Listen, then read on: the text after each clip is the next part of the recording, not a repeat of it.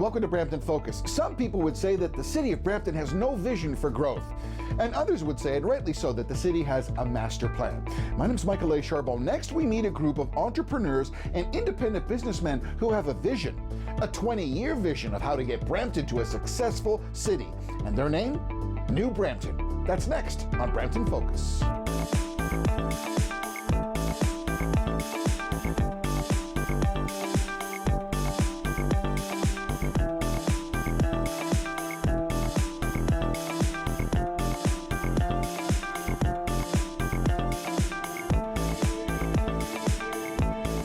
Welcome back to Brampton Focus. Our topic today is a brand new group, and they're called New Brampton. I'm joined by two representatives from this group. First, directly beside me is Mr. Dave Capel, who is the co-chair, and of course, Mr. Rob Rice, who is the chairman of New Brampton. Gentlemen, thank you very much for joining us on Brampton Focus. I'll go firstly to you, Rod, since you are the spiritual head, being the chair of New Brampton. Give our folks at home an idea what New Brampton stands for.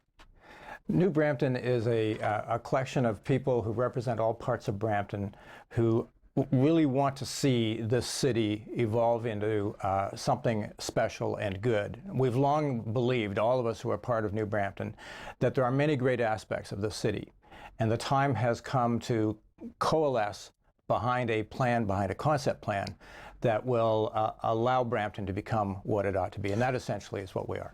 Now, Dave, when we say New Brampton, some people think, well, if you Google New Brampton, you'll go, oh, it's a new subdivision north of Brampton. It's not that at all. This is a group of business people. How did you, Dave, come to New Brampton? And give us a little bit of a larger scope of who is comprised of this and what this actually is. New Brampton actually is an organization which is primarily filled with folks who are loyal to the city of Brampton. That's first and foremost.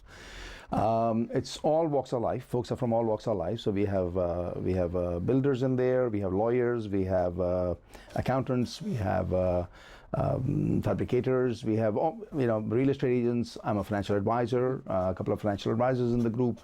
So these are the folks who've been looking at Brampton and feeling that I think it's time to change Brampton, improve Brampton, support the city of Brampton. So when you say that to change Brampton, the first thing that comes to mind is that's why we have elected politicians. And when we talk about business associations and groups of people who own businesses who want to affect positively Brampton, that's the Board of Trade or the Business Association. Why did you not use that vehicle to try and get your message across? I think what's unique about our organization is we actually, in our group, we have folks from all walks of life, and these folks have been around. We are actually a fusion of individuals who are the old guard of Brampton and the new guard of Brampton. By that, what I mean is, we have organized people like Rice family.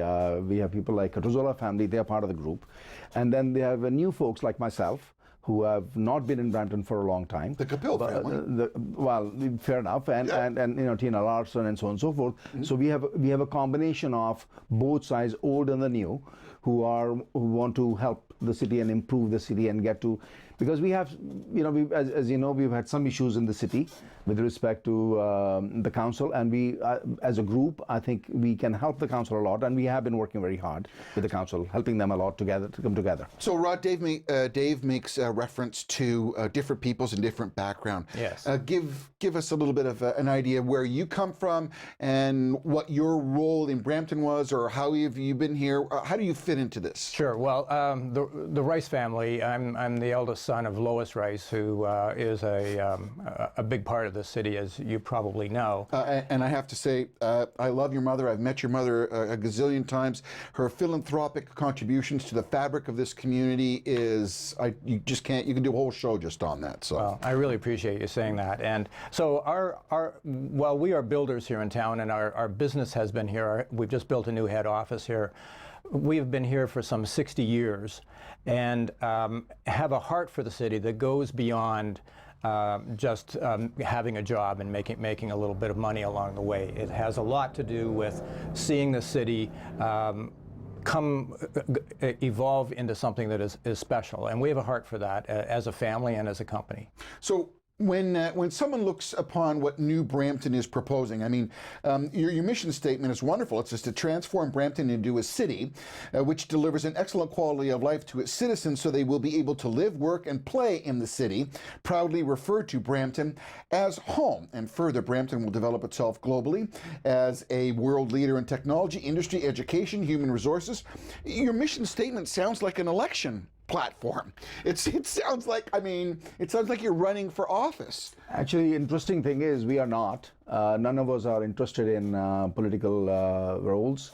Was that a prerequisite to join New? Quite frankly, yes. In order for you to be part of New Brampton, you really have to be nonpartisan. Like you just cannot. If you can be. We don't have any discussions in our boardrooms when we sit down and chat as to with respect to politics. Our focus is Brampton. How we can improve. How can we help the council?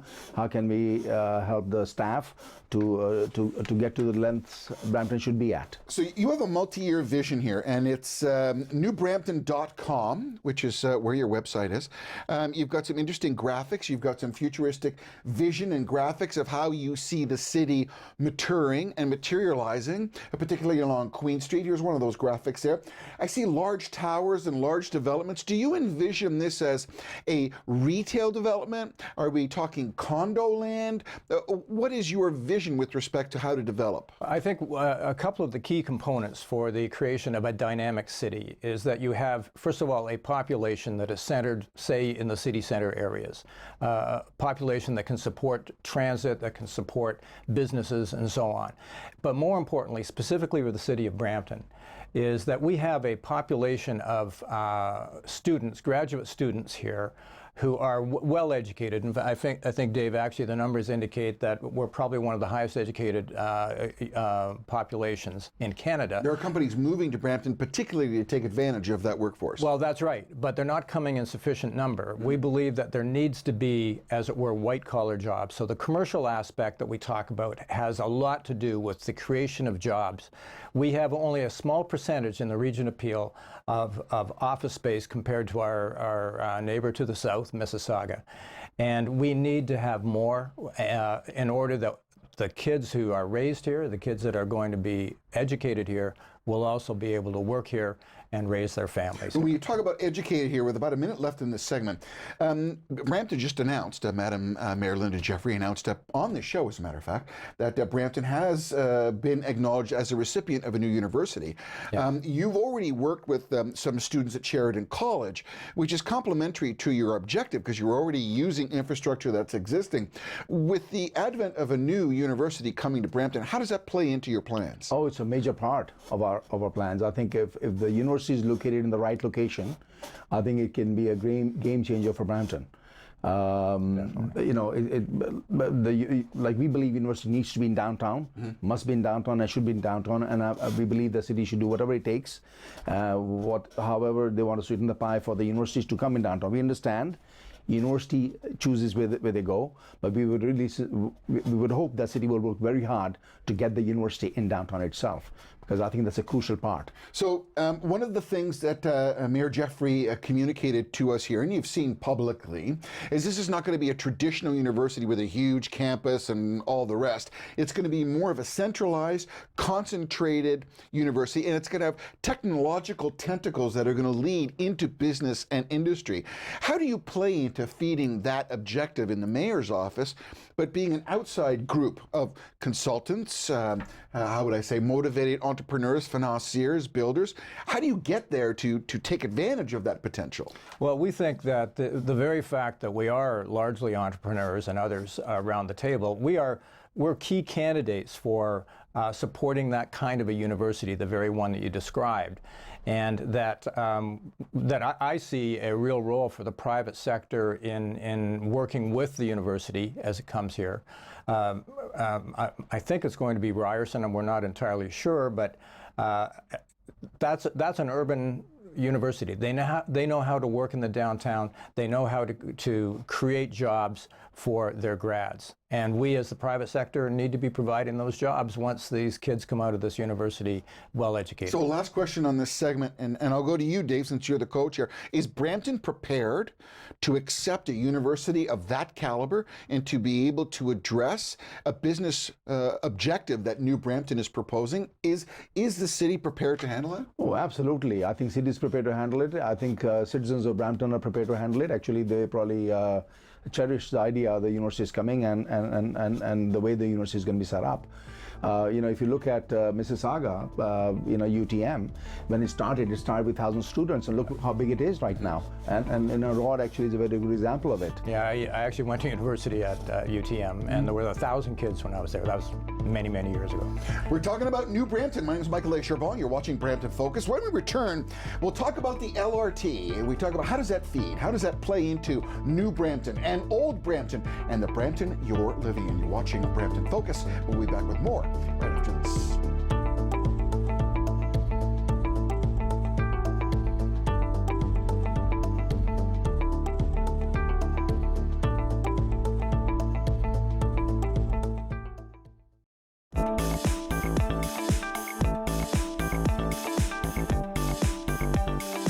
Welcome back to Brampton Focus. Our quote today is New Brampton, and this is a piece from their vision. Very good, as a matter of fact.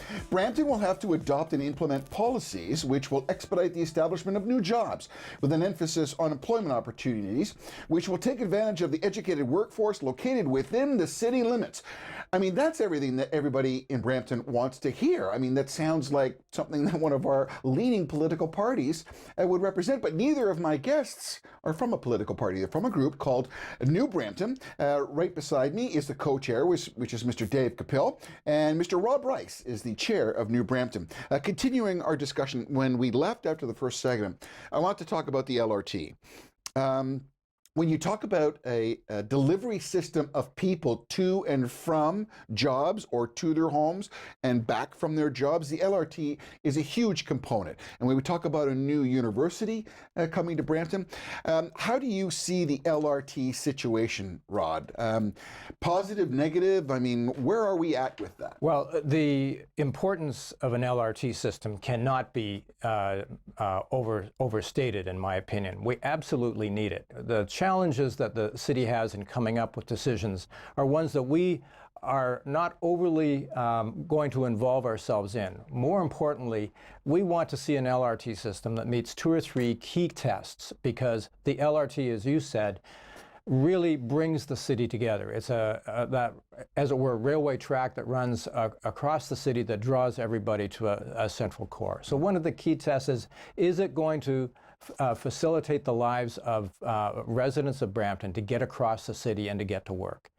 Is it going to serve the needs of the 2 post-secondary education institutions that we have in the city, namely Sheridan and Ryerson? Is it going to connect with the transit hub in downtown Brampton that is really where the 24-hour GO station will ultimately come? But Rod, the city of Brampton said no. We don't want an LRT running up Main Street connecting to the Steeles station. The city council just passed a review.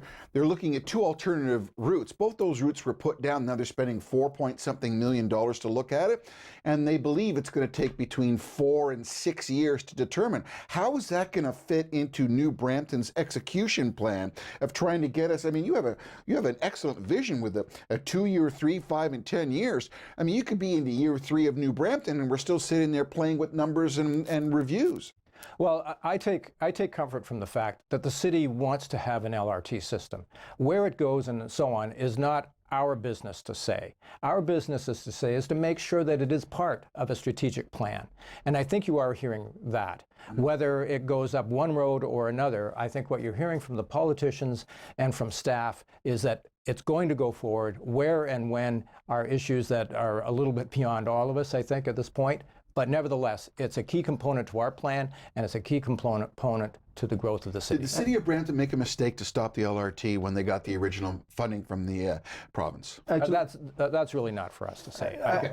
So no, but that's a fair question. But you guys represent both development and finance. So I want to pose this question to you, Dave. Where are we going to get the money to push these wonderful ideas and this vision that New Brampton has? Where's that money going to come from? For City of Brampton, right now, the stars are lined up. They could not be better. This is the best time we are in. We have a mayor who's from a liberal background. We have a provincial party which is liberal, and we have a federal party which is liberal. The best part is the federal party wants to spend money in infrastructure. Well, Dave, if you want to talk politics, we can talk about the largest debt outside of a country. I don't know if that's necessarily a good thing to link that all together. No, because what happens is the federal government actually wants to invest money into infrastructure, and it doesn't really matter what type of politics is there, political party is there. To us, it doesn't matter. We support either party and all parties. Our focus is to make sure that we can get the funding, because the funding is available from the federal side. I'm not going to call you on the politics, because we're not dealing with politics. No, we're not. Because we would have some fun with that. But the succinct answer that I'm looking for is, where are you going to get this money from? Is it a federal issue, a provincial issue, a combination? It's a combination of federal and provincial, and the funding is available. The city, I think, once the strategic plan in place, once they go and ask for the funding. How much skin in the game? I was going to say the city of Brampton has grown so dramatically, and the infrastructure has not been there to take care of it.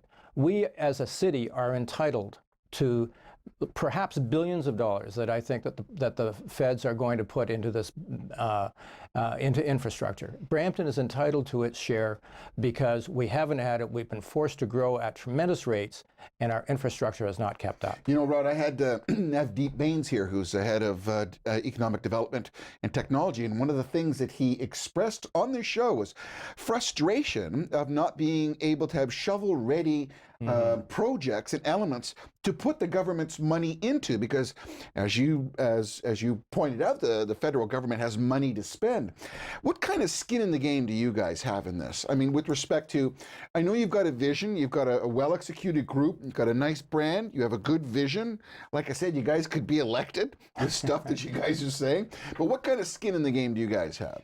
I think, actually, quite frankly, the group, we have invested our own money, approximately $100,000 into this particular endeavor. Philanthropically, people have to know you've done this of your own volition. Absolutely. A group of business people who got together and said you wanted to do something that's going to benefit this city. You both live here, work here, been here. Absolutely. And you want to utilize the skill sets that you have and your fellow Bramptonians to build this. Is that fair? Yeah, absolutely fair. Right on. Yeah, right on.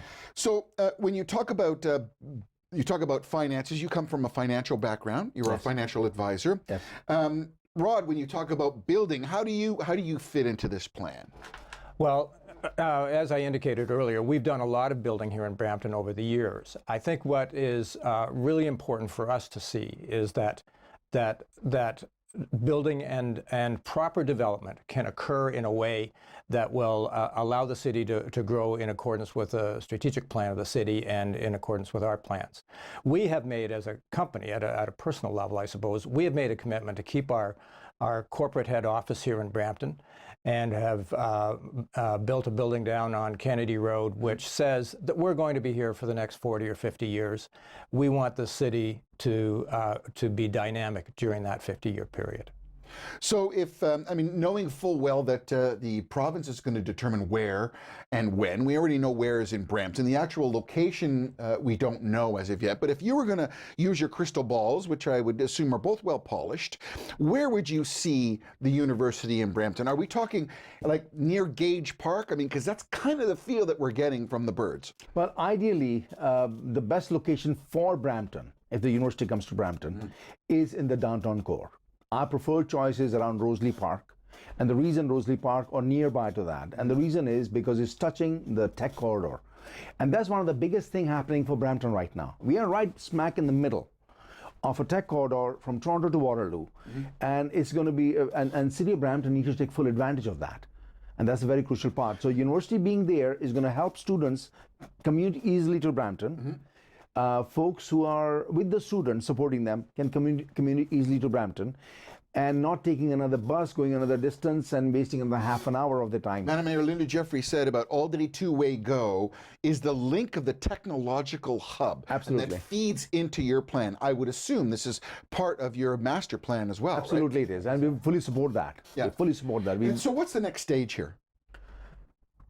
In terms of... For you guys, what's the next stage? I mean, you have you present well, your idea makes sense, you're saying the right things, you've got a group of entrepreneurs who are not politically aligned, which is good, but you still have a bit of a road to hoe, because you've got the Board of Trade, you've got the municipality, I mean, you've got the mayor, you've got the council. What's the next steps for you guys? Well, if I may, Dave, on that, our goal is to be supportive of staff and the politicians in moving forward on a strategic plan. And you may or may not be aware that the city is in the throes of developing a strategic plan for the city. And many of the ideas there are extremely good.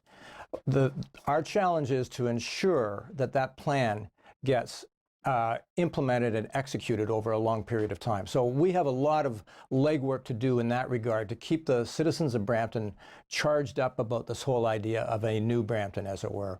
And that's really where our thrust will be, working with the city and getting that message out to the residents of Brampton. When we come back in our final segment, we're going to talk about New Brampton. We're going to talk about how do the politicians fit into this? How do we get that money from the government? And how do we make some of these great statements that they're talking about into a reality for the people of Brampton? We're talking about New Brampton, the group New Brampton. Coming back to Brampton Focus with our final segment. My name is Michael A. Charbon. Hope you'll join us for that. We'll be back with more right after this.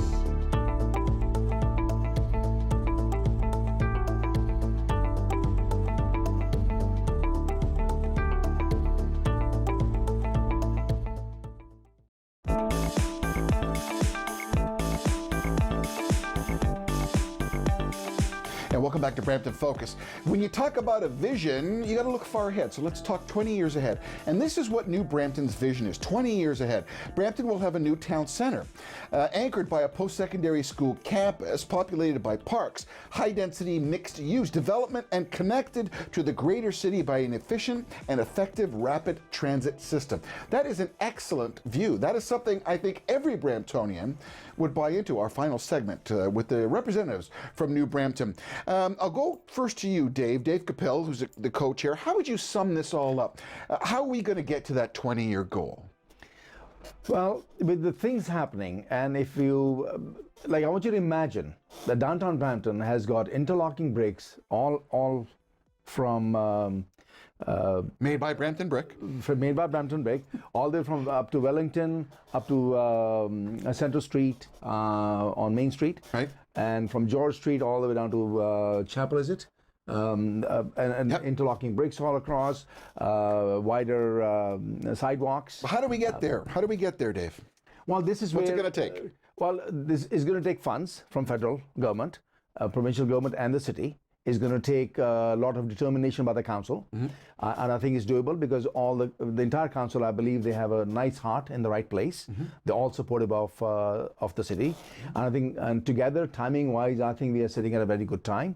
And if these guys move forward, I'm confident they will, because we work very strongly with them. Right. The best part about a group is actually that part of the group, part of the folks in the group are very close to part of the council, and the other part of the group is close to the other part of the council. So between us, we have good relationships with virtually every single councillor, and that's the best part, makes things very easy. And that's how you're going to get there. Dave Capel, absolutely, the co-chair of New Brampton. Final word from Rod Rice. Rod Rice, you are the chairman.